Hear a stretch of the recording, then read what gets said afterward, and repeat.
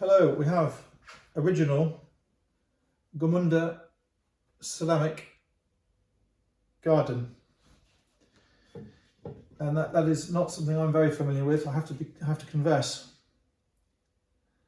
Original Gmundner Keramic Graben with a label, a factory label, paper, and another one here.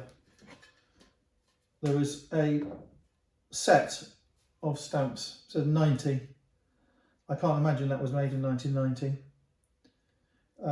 I think this is going to be 50s or 60s. There is a seal there of some sort, there is an impression there. I think I would describe the glaze as a majolica style glaze. It's not majolica, but it's that sort of informal glaze. There's a crackle to it, the dimpling, inherent details in the glaze. It's sort of crummy. The glaze is informally applied.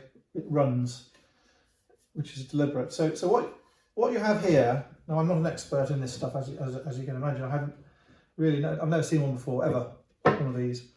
I think what you have is an onion keeper or potato keeper. I think it's more likely to be an onion keeper, and they would buy their onions and chuck them in, and leave them in the kitchen so they can breathe, not go mouldy. I might be wrong. It could be used for other things. It could be used for fruit. I don't know. But I think it's very big. It's very impressive. It's very of the time. Very heavy. Unfortunately, it has had damage on three of the loops, which join at the top have been broken off. They've been glued in a basic manner, but there's no shortage as such. They're just broken. I think because it's a majolica type thing, it's a stoneware. And it's obviously liable for breakage at the top in this sort of coronet crown type finial. I think it can be forgiven. So what are we dealing with?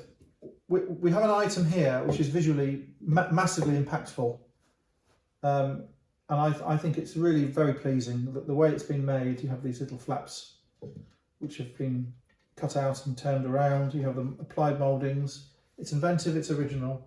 It's a useful kitchen item. Not a vase that you just look at. I think this is an item for use. I think the fact it's got the paper labels on is of interest. That has never been underwater, because if it had been underwater, the label would have come off. This has never been underwater. They're not handmade. They're going to be machine made. And I noticed on the internet the factory who made them is still going, and it's quite an interesting factory. And you'll see lots of second-hand stuff from these people in this colourway, plates and jugs and things like that. And there is a following. I think this is a really nice thing, as a centrepiece. And I have got lots of Chinese vases, and I'll show you what I'm talking about. If you put a Japanese vase next to it, or a Chinese vase next to it, I think it stands its ground quite well. And there is a desire at the moment for 20th century stuff, mid 20th century stuff. I think it's of huge interest. So this is for sale in England. We're not going to wrap it up for the buyer. The buyer has to collect it. We can't ship it. The buyer has to arrange the collection and shipping themselves. They're not a lot of money. They're dirt cheap. So have a look, see what you think. Thank you.